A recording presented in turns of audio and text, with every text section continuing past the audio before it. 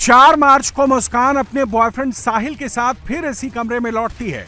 दोनों ड्रम लेकर आते हैं जिसमें सौरभ की बॉडी के पार्ट्स को पैक कर देते हैं। सौरभ के पैर ड्रम में नहीं आ रहे थे, लिहाजा दोनों उन्हें पीछे की तरफ मोड़कर रस्सी से बांध देते हैं। रात में जो कलाई, हाथ और सिर लेकर साहिल के घर गए थे, उन्हें भी ड्रम में पैक करके सीमेंट और बालू का घोल मिलाकर ड्रम को जाम कर देते हैं। इसके बाद प्राइवेट टैक्सी कर दोनों हिमाचल घूमने निकल जाते हैं। और फिर सीमेंट से पूरी बॉडी को पैक करने के बाद यहां से अगले दिन एक टैक्सी हायर करते हैं मुस्कान और साहिल और सीधा शिमला, मनाली, कसौल निकल जाते हैं। कसौल के एक रेस्टोरेंट बार के अंदर वो होली मनाते हैं। आप सोचिए, कत्ल करने के बाद दोनों होली मनाते हैं और होली मनाने के बाद वहां पर रात को ड्राइवर से केक मंगाती है मुस्कान साहिल के लिए, साहिल को केक खिलाती है। दोनों वहां पर डीजे पे डांस करते हैं। इस तरीके की दरिंदगी के बाद इन लोगों को कोई पछतावा नहीं था और ये बताया जा रहा है कि नशे का ओवरडोज ये किया करते थे। सौरभ को नशीली गोलियां देने के बाद मुस्कान ने जिस बेड पर अपने बॉयफ्रेंड के साथ बेरहमी से सौरभ को मौत के घाट उतारा, उसमें एक मिक्सी ग्राइंडर भी रखा हुआ था। अब सवाल उठता है कि क्या श्रद्धा की तरह सौरभ के भी टुकड़े टुकड़े करने का इरादा था? इस वक्त इंडिया टीवी आपको एक्सक्लूसिव तस्वीरें दिखा रहा है उस कमरे की जहां पर सौरभ की हत्या की गई और आपको एक मिक्सी का जार नजर आ रहा होगा। इस मिक्सी के जार का क्या इस्तेमाल किया, क्या बॉडी के जब टुकड़े किए गए तो उसमें हड्डियों को मिक्स करने के लिए, तोड़ने के लिए, उनको क्रश करने के लिए क्या इस मिक्सी के जार का इस्तेमाल किया गया, ये एक बड़ा सवाल है। साथ ही आप देख रहे हैं कमरे के अंदर तमाम ये अलमारी यहाँ पर रखी हुई है और तमाम तरह के जो कागज हैं वो यहाँ पर फैले हुए हैं। ये बेड है और इसी बेड पर सौरभ सो रहा था। मिक्सी का जार है, साथ ही कुछ कागजात यहाँ पर पड़े हुए हैं और कागजात के अलावा तमाम तरह के कपड़े, एक पर्स यहाँ पर है, पर्स के साथ मिक्सी का जार है, कुछ पॉलिथीन्स यहाँ पर पड़ी हुई हैं और साथ ही इस मिक्सी के जार के पीछे ऊपर की तरफ आप देखेंगे तो कुछ सूटकेस यहाँ पर पड़े हुए हैं। एक कपड़ा पड़ा हुआ है जो कि बहुत गंदा कपड़ा लग रहा है। उसका किस तरीके के क्या सबूत मिटाने के लिए इस्तेमाल किया गया, ये एक बड़ा सवाल है। लेकिन ये जो मिक्सी का जार आप देख रहे हैं, ये एक बड़ा सवाल खड़ा कर रहा है कि आखिरकार इस मिक्सी के जार का क्या इस्तेमाल किया गया।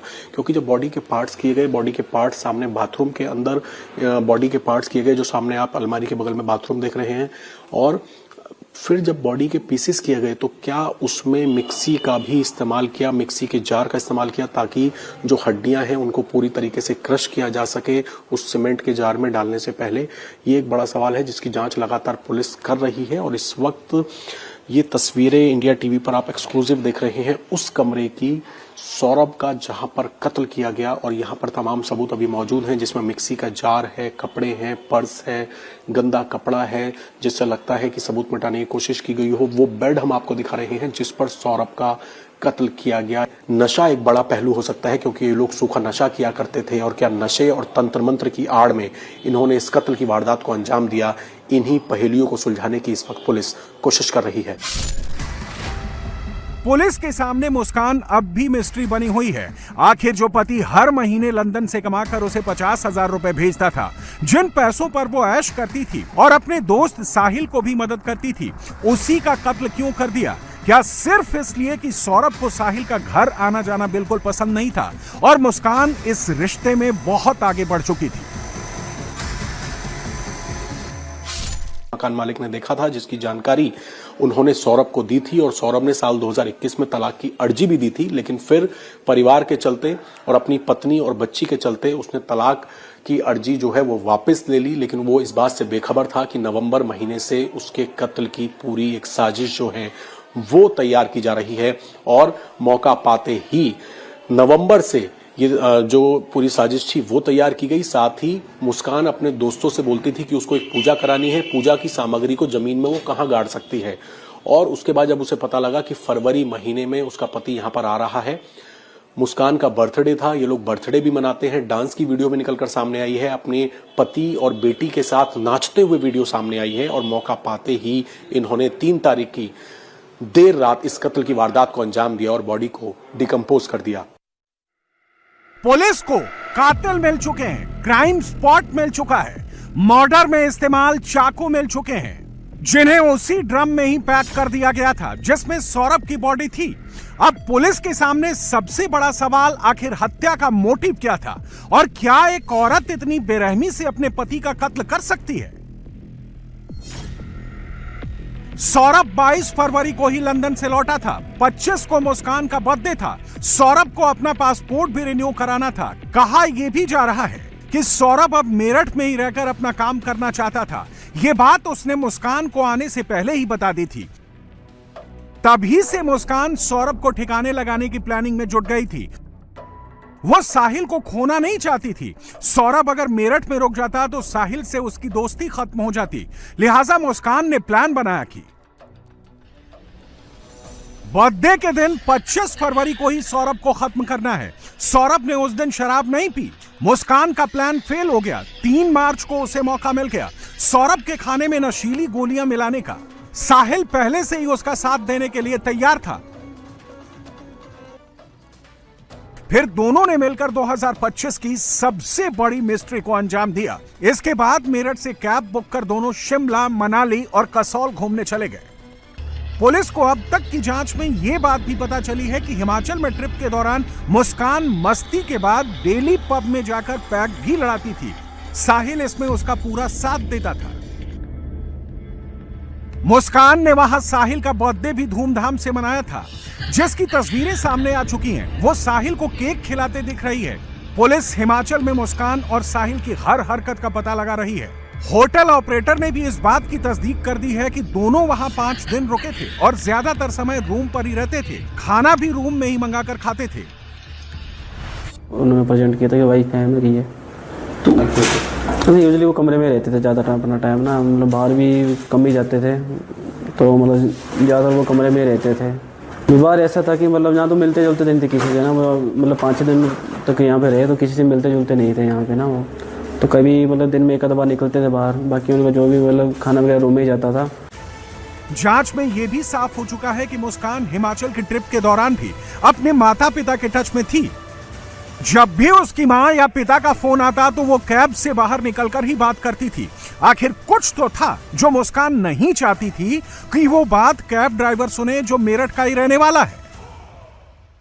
स्पेसिफिकली अगर माँ बाप को इतनी ही चिंता थी अपने दामाद की, तो अपनी लड़की को ऐसे सरेंडर कोई नहीं करवाता, चाहे वो उसने गलत भी किया हो। इतना आज के डेट में माँ बाप इतना समझदार कोई नहीं है कि अपने बच्चे को सीधे ले जाके पुलिस के हवाले कर देगा, है ना। नहीं करने का है, मतलब ये किसी एक जने का काम नहीं है। उस ड्राइवर का कहना ये है कि उनकी मदर का कॉल आता था और वो लड़की गाड़ी में से उतर के 15-20 मिनट बाहर बात करती थी, साथ में वो लड़का भी बाहर उतरता था। क्या 20-25 मिनट ऐसा लड़की की माँ को फिर क्या बात करनी थी? मतलब इन जनरल अगर वो दामाद के साथ घूमने गई है लड़की की माँ की नजरों में, तो जिसके लिए लड़की को भी उतरना पड़ रहा है, उस लड़के को भी उतरना पड़ रहा है। तो ये सब चीजें देखो एक दूसरे से कनेक्टेड हैं, ये चीजें निकालनी पड़ेंगी। बहुत बुरा करे, बहुत बुरा। मुझे पता है उसने बहुत गलत। मुस्कान की मां कविता रस्तोगी और पिता ने पुलिस को बुलाकर अपनी बेटी और उसके बॉयफ्रेंड साहिल को सरेंडर कराया था। सौरभ के परिवार को शक है कि इसके पीछे एक बड़ी साजिश है। उनका आरोप है कि सौरभ के मर्डर की प्लानिंग में पूरा परिवार शामिल है। पुलिस अपनी जांच में इन आरोपों की भी सच्चाई पता करने की कोशिश कर रही है। शादी होने से पहले मर्चेंट नेवी में था दुबई। सौरभ का परिवार ये सवाल भी उठा रहा है कि छोटी बच्ची को कैसे पता चला कि पापा ड्रम में है। क्या मुस्कान ने ये बात फोन पर अपनी मां को बताई थी, जिसे वहां मौजूद बच्ची ने सुना, या फिर कहानी कुछ और ही है? मुस्कान बेहद शातिर है। पति को 18 टुकड़ों में काटने के बाद वो साहिल के साथ होली मनाती रही। सौरभ के घर वालों को गुमराह करने के लिए उसके मोबाइल से, फोन से, सोशल मीडिया और व्हाट्सएप पर हिमाचल की वादियों की तस्वीरें स्टेटस में लगाती रही। 17 मार्च को मेरठ लौटी, लेकिन किसी को कुछ नहीं बताया। उससे पहले मुस्कान और साहिल डेड बॉडी को कहीं ठिकाने लगा पाते, पुलिस को एक गुमनाम कॉल ने अलर्ट कर दिया। देखिए, जो मुस्कान और जो भी हम लोगों ने प्रथम दृष्टया पूछा है, भी सबसे पूछताछ की, तो उसमें बताया गया तो बच्ची उस समय अपनी नानी के पास थी और घर में उस समय कोई नहीं था, अकेली थी। जिस दिन मुस्कान द्वारा बताया गया उनके परिजनों को, उस समय बच्ची पास में थी। प्रोबेबली इसकी वजह से बच्ची बोल रही थी कि फादर ड्रम में है। ये ऐसा कोई हमें बहुत कॉन्क्रीट इन्फॉर्मेशन नहीं है। जो आसपास के लोगों ने द्वारा बताया कि ये स्टेप मदर है, इसको भी वेरीफाई किया जाएगा और उनका भी रोल, सभी लोग जैसे मैं बताया, सबसे पूछताछ की जाएगी और हर एंगल पे इसमें जाँच की जा रही है। जो भी तथ्य सामने आएंगे उसको हमें लगेगा विवेचना को और स्ट्रांग बनाया जा सकता है, इसको केस को और स्ट्रांग बनाया जा सकता है, डेफिनेटली उसको हम शामिल करेंगे। 18 को सौरभ के भाई ने एफआईआर दर्ज कराई। उससे पहले ही पुलिस ने मुस्कान और साहिल को गिरफ्तार कर लिया था। अब साहिल के पिता भी सामने आए हैं, जिन्होंने आरोप लगाया है कि मुस्कान ही असली विलन है। उसी ने उनके बेटे को नशे में धकेला और मर्डर कराया। अब जो उसने मर्डर किया है वो जेल चला गया है, और जितनी बेरहमी से मर्डर किया है, आप क्या चाहते हैं, क्या होना चाहिए आपके बेटे के साथ? मैं तो भाई गवर्नमेंट की सपोर्ट में हूँ। जैसा पुलिस प्रशासन कहेगी मैं तो उसके सपोर्ट में हूँ। जैसा मर्जी करूँ, मुझे कोई मतलब ही नहीं है सर। जो जैसा करेगा वैसा भरेगा, इससे मेरे को कोई इंटरेस्ट नहीं है। तो इसमें लड़की मुस्कान का ही लग रहा है आपको कि मुस्कान ने करवाया है, या और भी कोई शामिल हो सकता है इसमें? नहीं, 100% एक ही है, और कोई नहीं। और कोई होता और पता लगता, कोई नहीं है, ये दो ही बस। मुस्कान और साहिल के नशे की बात उस कैब ड्राइवर ने भी बताई है, जो दोनों को अपनी गाड़ी में लेकर हिमाचल के ट्रिप पर गया था। उसने खुलासा किया है कि दोनों ने रास्ते में शराब खरीदी थी और पिछली सीट पर बैठकर पिया भी था। इस दौरान कई बार मुस्कान ने अपनी मां से भी बात की थी, लेकिन जब जब मां का फोन आता वो गाड़ी से उतरकर बाहर आ जाती और वहीं पर बात करती थी। शिमला 3 दिनों के, फिर कुल्लू वहां गए, मलानी जहाँ बर्फ पड़ रही वहां गए, जहाँ बर्फ पड़ी थी वहां तक गए। करते थे ये पूरे रास्ते में? रास्ते में थे, घूमने के काम था इनका। सांझ को अपना लड़का जो है, जो छोटा बांध रखा उसने, साहिल ने छोटा से बांध रखा सिर पे, वो तो रोज डेली 1 या 2 बोतल लेके जा रहा था रूम में। शराब पीता था? हाँ, शराब पीता था। लड़की को मुझे पता नहीं था कि नशा करती है लड़की तो मैंने जब देखा, जब मेट के लिए वापसी आ रहे थे, सामने से ली थी इन्होंने 3 कैन, वहां पी इन्होंने, लड़की ने मेरे सामने गाड़ी में पीछे बैठते। इस बीच कोई बातचीत नहीं, बीच में कोई बातचीत नहीं करी। बस जब बात कर रहे थे तो 2 बार फोन आया, मम्मी कह के बात करके गाड़ी में से उतर गई। फिर नहीं दे लो बाहर बात करी। फिर उसके बाद में आए, उससे अगले दिन फिर कही मम्मी लाली कहाँ, लाली से बात करवाओ। वीडियो कॉल बात चल रही थी, वीडियो कॉल कर, फिर उतर के फिर इन्होंने नहीं दे लो, फिर बाहर खड़े होकर बात करी। गाड़ी में तो बस 1 मिनट या 2 मिनट बात करी होंगी ना, गाड़ी में कोई कैसी बात नहीं करी। दोनों अपना बैठे थे। जब लड़की को नींद आ रही थी, वो अपने धोरे सवाल था लड़की को। सौरभ का परिवार मुस्कान के परिवार पर बेहद संगीन आरोप लगा रहा है। उनका कहना है कि क्या कोई अपनी छोटी बेटी को नाना नानी के घर छोड़कर घूमने जाएगा? क्या पति के लंदन से आने के बाद कोई लड़की अपने बॉयफ्रेंड के साथ घूमने जाएगी?